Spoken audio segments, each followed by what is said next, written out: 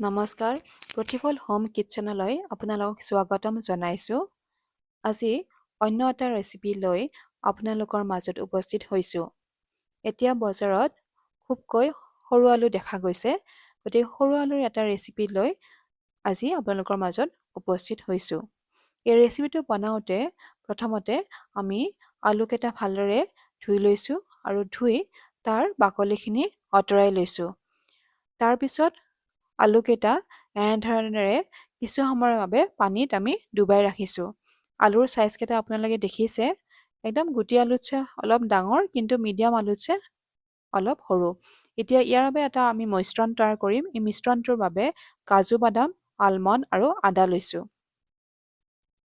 এতিয়া আধা কাপ, ডাঙৰ কাপেৰে আধা কাপ আমি দৈ লৈছোঁ আৰু সেই দৈটোত ঘৰতে তৈয়াৰ কৰা মছলাৰ গুড়ি দিছোঁ। এই মছলাৰ গুড়িটোত জিৰা, জালুক আৰু চব গুটি আছে।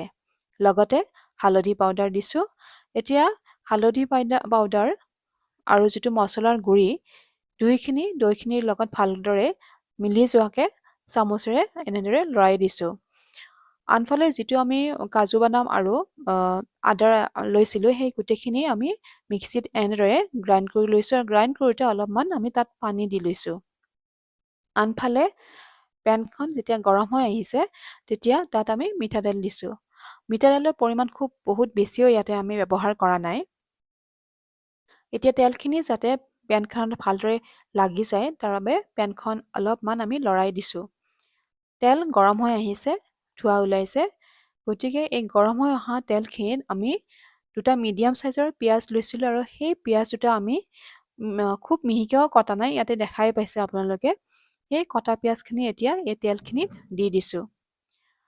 এতিয়া পিঁয়াজখিনি ভালদৰে হেতাৰে কিছু সময়ৰ বাবে এনেদৰে লৰাই আছোঁ। লৰাই থাকোঁতে মন কৰিব যাতে পিঁয়াজখিনি তলত লাগি নাযায়। এতিয়া পিঁয়াজখিনি অলপ অলপকৈ ব্ৰাউন হ'বলৈ আৰম্ভ কৰিছে।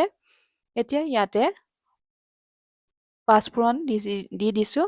এতিয়া পাঁচফোৰণ আৰু পিঁয়াজখিনি পুনৰ আমি কিছু সময়ৰ বাবে এনেদৰে হেতাৰে লৰাই আছোঁ। এতিয়া ইয়াতে আমি দেখিছে ধুনীয়াকৈ সি ব্ৰাউন হৈ আহিছে। এতিয়া যিখিনি পিঁয়াজ আৰু পাঁচফোৰণ আমি ভাজি ল'লোঁ, সেই ভাজি লোৱা পিঁয়াজ আৰু পাঁচফোৰণখিনি এখন প্লেটত উঠাই লৈছোঁ।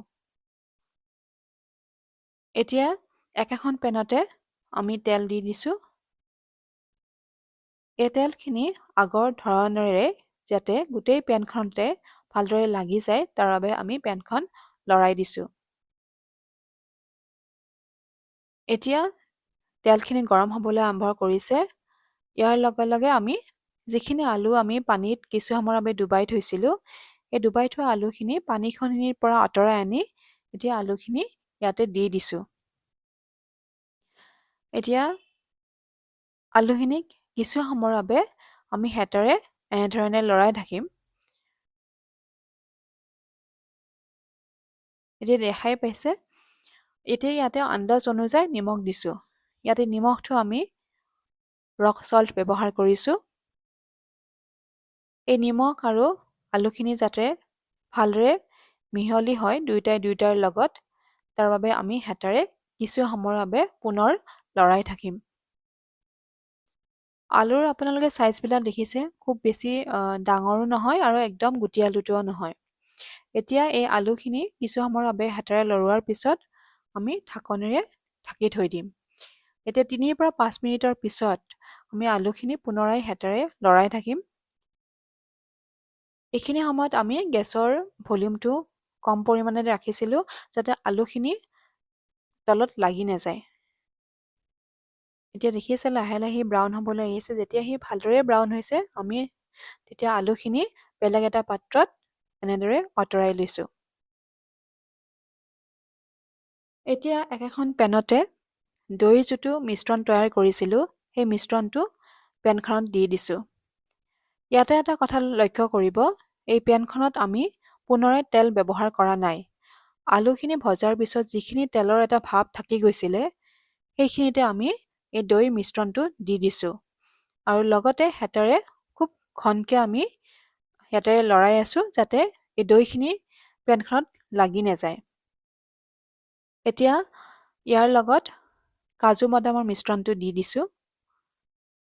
কাজু বাদাম ইয়াতে আছিলে কাজু বাদাম, আলমণ্ড আৰু আদা। এতিয়া এই দুয়োটা মিশ্ৰণে কিছু সময়ৰ বাবে হেতাৰে লৰাই আছোঁ।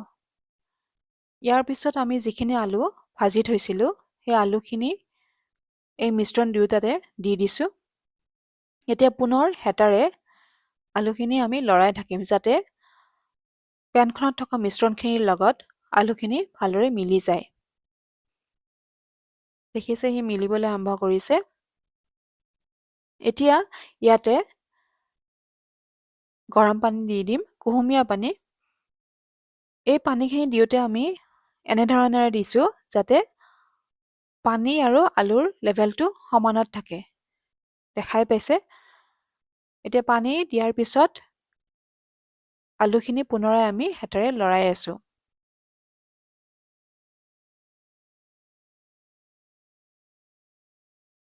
সদায় একেধৰণৰ ৰেচিপি খাই থকাতছে কেতিয়াবা এনেধৰণেৰে বেলেগকৈ ৰেচিপি বনাই খাবলৈ মন যায়। এতিয়া কিছু সময়ৰ বাবে আমি ঢাকনেৰে ঢাকি ৰাখিছোঁ। এতিয়া ঠিক আগৰ ধৰণেৰে ৩ বা ৫ মিনিটৰ পিছত আকৌ ঢাকনিখন আঁতৰাই আমি ইয়াতে আন্দাজ অনুযায়ী চেনি দিছোঁ। চেনি দিলে ইয়াৰ সোৱাদটো বঢ়ায়, সেইবাবে ইয়াতে চেনি দিয়া হৈছে। এতিয়া পুনৰ হেতাৰে কিছু সময়ৰ বাবে লৰাই আছোঁ। ইয়াৰ পিছত যিখিনি পিঁয়াজ আমি ভাজি থৈছিলোঁ, পিঁয়াজখিনি পূৰাকৈ আমি ভজা নাছিলোঁ, আধা ভজাকৈ থৈ দিছিলোঁ। সেই আধা ভজা পিঁয়াজখিনি ইয়াৰ ওপৰত দি দিছোঁ। এতিয়া পুনৰ পিঁয়াজ আৰু আলুখিনি হেতাৰে কিছু সময়ৰ বাবে এনেধৰণেৰে লৰাই আছোঁ।